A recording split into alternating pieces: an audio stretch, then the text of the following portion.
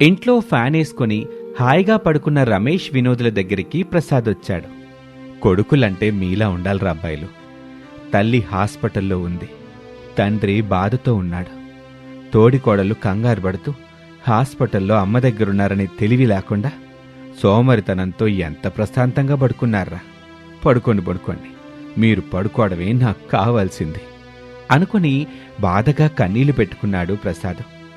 Doctor రమణి ముందు అనామిక, భావన బాధగా కూర్చున్నారు. శారద గారికి మీరేమవుతారు?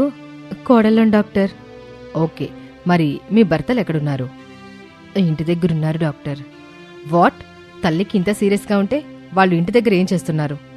ఆ అన్నదమ్ములు చాలా సోమరిపోతులు డాక్టర్. మా అత్తయ్య మామయ్య కలిసి పని చేసుకోవాలని ఎంత చెప్పినా వినేవాళ్ళు కాదట.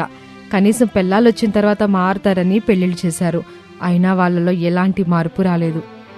మేం కూడా చెప్పి ఊరుకున్నాం డాక్టర్ గారు. వాళ్ళు వినట్లేదు. మీ కుటుంబ కథ వినే టైం నాకు లేదా అనామిక గారు. మీ అత్తయ్య గురించి నేను చెప్పేది వినండి, ఇక ఆ తర్వాత మీ ఇష్టం. చెప్పండి డాక్టర్. మీ అత్తయ్యకి క్యాన్సర్ ఉంది. 2 వారాల కంటే ఎక్కువగా బ్రతకరు. డాక్టర్ రమణి ఆ మాట చెప్పగానే అనామిక, భావన కన్నీళ్లు పెట్టుకున్నారు. ఉన్నంత వరకు జాగ్రత్తగా చూసుకోండి, వెళ్ళండి అని చెప్పగానే తోడికోడళ్ల మనసులు బాధతో ముక్కలవుతాయి. కన్నీళ్లతో శారదని ఇంటికి తీసుకొచ్చారు. గదిలో పడుకోబెట్టారు. ప్రసాద్ పక్కన కూర్చొని కన్నీళ్లు పెట్టుకుంటున్న శారదని చూస్తున్నాడు. భావన, అనామిక మౌనంగా ఏడుస్తున్నారు. శారద వాళ్ల వైపు చూసింది. యావయ్యా, నేను కోడలతో మాట్లాడాలి. వాళ్ళిక్కడే ఉన్నారు శారద. అవునత్తయ్య, ఇక్కడే ఉన్నాం. ఏం కావాలో చెప్పండి. నన్ను మన్నించండి అమ్మాయి. నా కొడుకులు సోమరులని తెలిసినా కూడా మీతో పెళ్లిళ్ళు జరిపించి కష్టాలకే మిమ్మల్ని చుట్టాలు చేశాను. అయ్యో అత్తయ్య, ఇప్పుడు అవన్నీ ఎందుకు చెప్పండి. మీరు విశ్రాంతి తీసుకోండి. మేమున్నాం కదా. మావేని, మా భర్తల్ని మేము జాగ్రత్తగా చూసుకుంటాం. ఎలా చూసుకుంటారమ్మా కోడల్లో? నేను అమ్మే వడాపావు నేర్చుకోమని ఎంత చెప్పినా మీలో ఒక్కరు కూడా ఎనలా. పైగా మీరుండగా మేము నేర్చుకోవడం ఎందుకు అత్తయ్యా అన్నారు. ఇప్పుడు నేనే ఉండకుండా పోతున్నాను. అంత మాట అనబాకు శారద, నేను తట్టుకోలేను. నిజాన్ని నమ్మాలండి. ఒక అత్తయ్యగా నేను మీకు చేయలేకపోయాను. ఇక మీదట చేయడానికి కూడా నా దగ్గర అంత సమయం లేదు. అలా మాట్లాడకండి అత్తయ్య. అవునత్తయ్య, మీరలా మాట్లాడకండి. 2 వారాలైనా ధైర్యంగా ఉండండి, సంతోషంగా ఉండండి. మేము బ్రతకడానికి కావలసిన ధైర్యాన్ని ఇవ్వండి. వడాపావు ఎలా చేయాలో నేర్పించండి అని భావన చెప్పగానే శారదకి చాలా ధైర్యం వచ్చింది. ఇక ఆ రోజు నుంచి తన 2 కోడళ్ళకి వడాపావు ఎలా చెయ్యాలో దగ్గరుండి నేర్పించటం మొదలుపెట్టింది. 2-3 రోజుల్లో అనామికకి వడాపావు ఎలా చెయ్యాలో వచ్చేసింది. 2 వారాలు గడిచాయి. ఓ రోజున తోటికోడళ్ళు ఏడుస్తూ శారద ఫోటోకి దండ వేసి దీపం పెట్టారు. అక్క, మనం వడాపావు పెట్టాల్సిన సమయం వచ్చింది. అవును చెల్లి అని వాళ్ళిద్దరూ మాట్లాడుకొని మామగారు ప్రసాద్ సపోర్ట్తో ఒక చెట్టు కింద వడాపావు బండి పెట్టారు. అనామిక వడాపావు చేస్తూ ఉంటుంది. వేడి వేడి వడాపావు రండి బాబు రండి. నోరూరించే సరికొత్త రుచిగల వడాపావు. ఒక్కసారి తిన్నారంటే ఫీదా అవుతారు. మళ్ళీ మళ్ళీ కావాలని అడుగుతారు. రావాలి బాబు రావాలి అంటూ భావన గట్టిగా అరుస్తూ ఉంటుంది. వడాపావు తినాలనుకునే వాళ్ళు అక్కా చెల్లెళ్ళు పెట్టిన వడాపావు బండి దగ్గరకు వచ్చి తింటూ ఉంటారు. బాగా తెలిసిన వాళ్ళు శారదని గుర్తు చేసేవాళ్లు. శారద ఉన్నప్పుడు ప్రతిరోజు వచ్చి వడాపావు తిని వెళ్లే సుందరం అక్కడికి వచ్చాడు.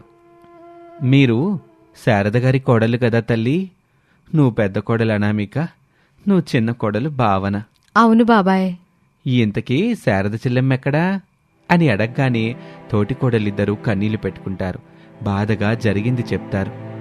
ఏమైంది తల్లి? బాబాయ్, అత్తయ్య క్యాన్సర్తో కాలం చేశారు. 1 నెల రోజులవుతుంది. అయ్యో, నేను లేనప్పుడు ఎంత ఘోరం జరిగిపోయింది. చివరి చూపైనా చూసుకోలేకపోయాను. బాధపడకండి బాబాయ్. ఏం జరిగినా అంతా మన మంచికే. మా అత్తయ్య గురించి తెలిసిన వాళ్ళకి విషయం చెప్పండి. మేం మళ్ళీ వడాపావుని అమ్మడం మొదలు పెట్టాము. అప్పుడప్పుడు వస్తూ ఉండండి బాబాయ్, మాకు కాస్త ధైర్యంగా ఉంటుంది. సరే తల్లి, జాగ్రత్తగా ఉండండి. ఏదైనా సహాయం కావాలన్నా అవసరం ఉన్నా ఈ బాబాయ్ ఉన్నాడని మర్చిపోకండి అమ్మా. మర్చిపోం బాబాయ్. సుందరం అక్కడి నుంచి వెళ్ళిపోతాడు. తోటికోడళ్ళు వడాపావు వ్యాపారం చేస్తూ ఉంటారు. అలా రోజులు గడుస్తూ ఉంటాయి. తోటికోడళ్ళకి వడాపావు వ్యాపారం అంతగా సాగుతున్నట్టుగా అనిపించలా. దాంతో ఇద్దరూ బాగా ఆలోచన చేస్తూ ఉంటారు. అక్క, మన అత్తయ్య ఉన్నప్పుడు బాగా నడిచింది కదా ఈ వడాపావు.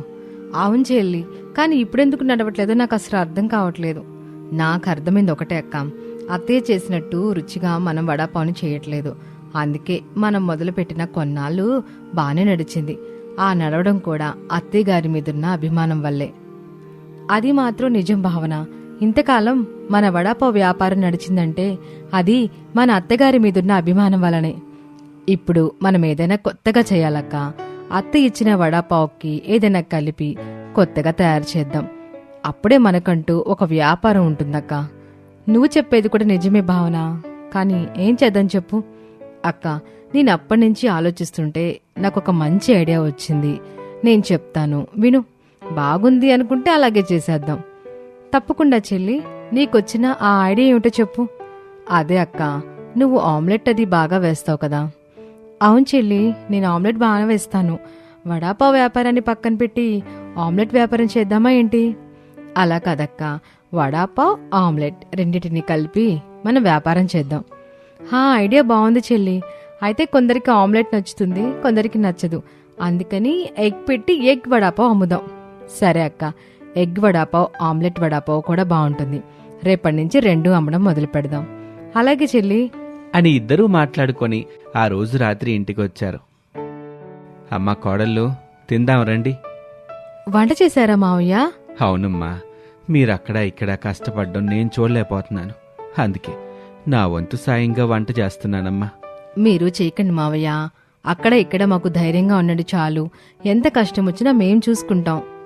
అలాగేనమ్మా, ఈ రోజుకైతే తిందురుగాని రండి. ఆయన వినోదులు తిన్నారా మావయ్య? ఎందుకు తినలేదమ్మా, తినేసి హాయిగా పడుకున్నారు. ముగ్గురు కూర్చొని అన్నం తిన్నారు. ఓ 10 నిమిషాల తర్వాత ప్రశాంతంగా పడుకున్నారు. మరుసటి రోజున అనామిక, భావన ఆమ్లెట్ వడాపావ్ వ్యాపారం మొదలుపెట్టారు. తినటానికి సుజాత వచ్చింది. భావన సుజాతకి ఒక ఆమ్లెట్ వడాపావ్ ఇచ్చింది. డబ్బులు తీసుకుంటుంది.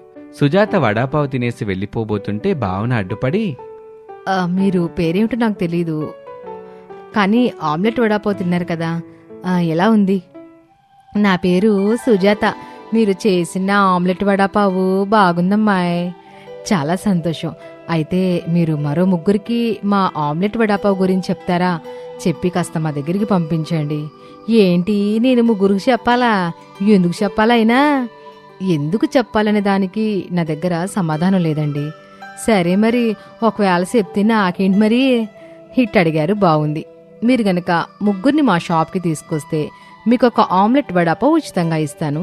మీరే ఆలోచించుకోండి మరి అని భావన చెప్పగానే సుజాత తనలో తాను ఇలా అనుకుంటుంది. ఇదేదో బాగుంది. ముగ్గురు చెప్తే ఒక ఆమ్లెట్ వడాపావు ఉచితం అంట. అయితే నేను ఉంటున్నా ఇది మొత్తాన్ని పట్టుకొచ్చుతాను. అప్పుడు నాకు బోలెడు ఆమ్లెట్ వడాపావులు వస్తాయి. డబ్బులు లేకుండా తిన్నట్టుగా ఉంటది అని అనుకుని అక్కడి నుంచి తన ఇంటివైపు వెళ్తూ ఉంటుంది సుజాత. తనకు దారిలో కలిసిన వాళ్ళకి శారద కోడళ్లు చేస్తున్న ఆమ్లెట్ వడాపావ్ వ్యాపారం గురించి చెప్తూ ఉంటుంది. ఆ తర్వాత అర్చన అనే ఒక కాలేజ్ అమ్మాయి వచ్చింది. ఆమ్లెట్ వడాపావ్ తింటుంది. ఆ అమ్మాయిని కూడా రుచి గురించి అడిగి తన అభిప్రాయాన్ని తెలుసుకుంటుంది అనామిక. హాయ్ అండి, నా పేరు అనామిక.